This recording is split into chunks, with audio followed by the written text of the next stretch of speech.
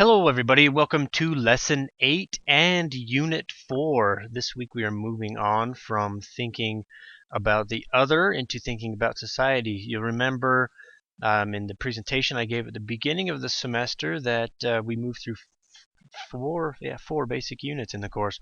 Thinking about thinking about the self, thinking about the other, thinking about society. And all of these build upon each other, reaching outwards so that we are gaining more influence, I think, in the world.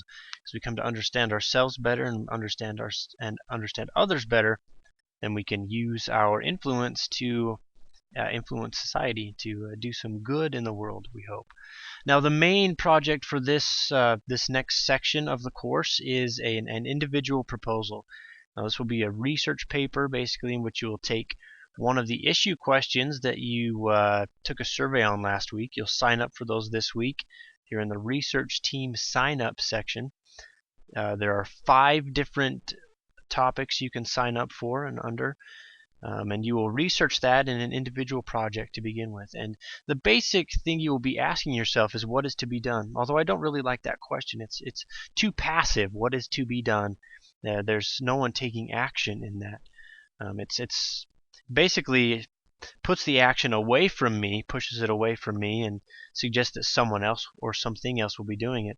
I would prefer to frame that as what can we do, or what can I do to help to solve this problem? What can we do together? That's a more active way of framing that question.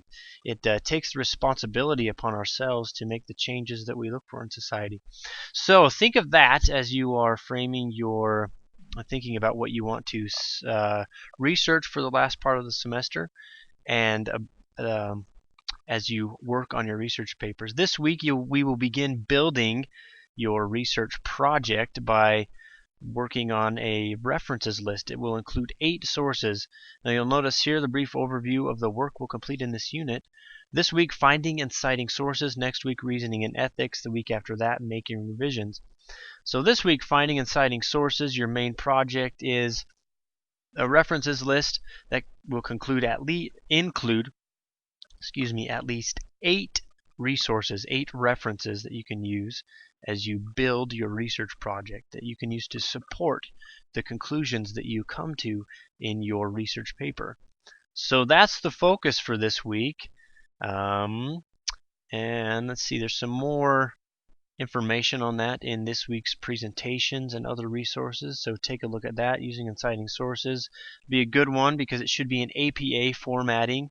The formatting does matter in this, so keep that in mind, especially if you decide to use these sources, source generators, reference generators, citationmachine.net and bibme.org. You should have an understanding of APA formatting so that you can check if you decide to use these online sources for generating your bibliography, be sure to check them against APA formatting, because often these generation machines get it wrong. So just be sure, because you need to upload it in the proper format in the research groups page here. Attach it to your post. Don't just copy and paste it per the directions here.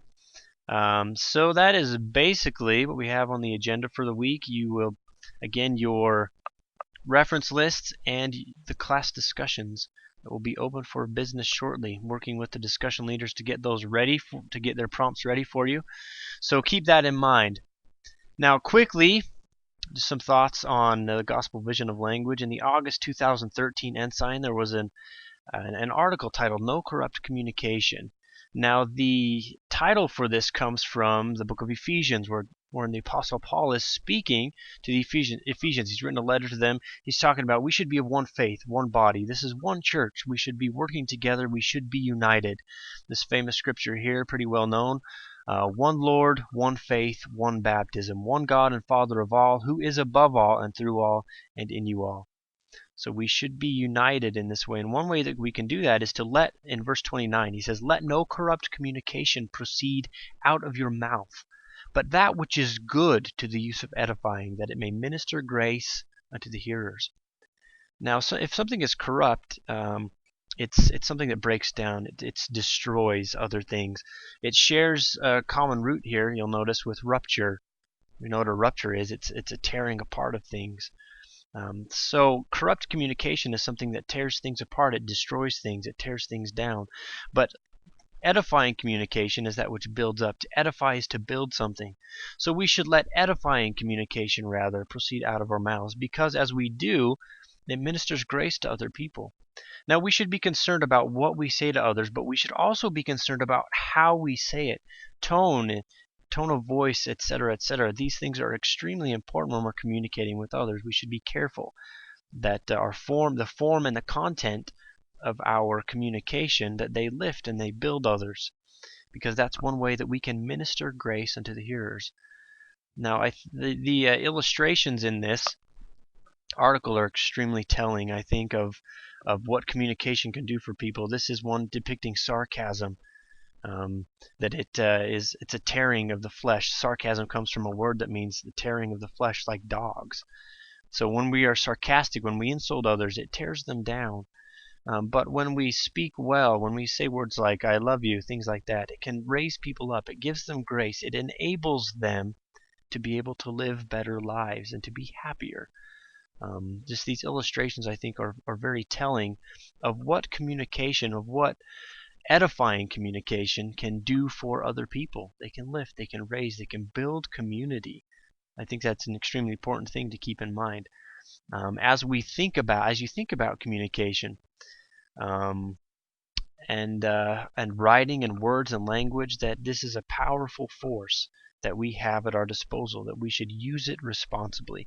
Now keep that in mind as you go through this course, through the semester. I've touched on this every week. I think that the language we use and the way we use that language can build others. It can strengthen others, but it can also tear them down. So we should be careful and responsible with the words that we use. Now that's my spiel for the week. If you have any questions, please do feel free to let me know. As always, my inbox is always open.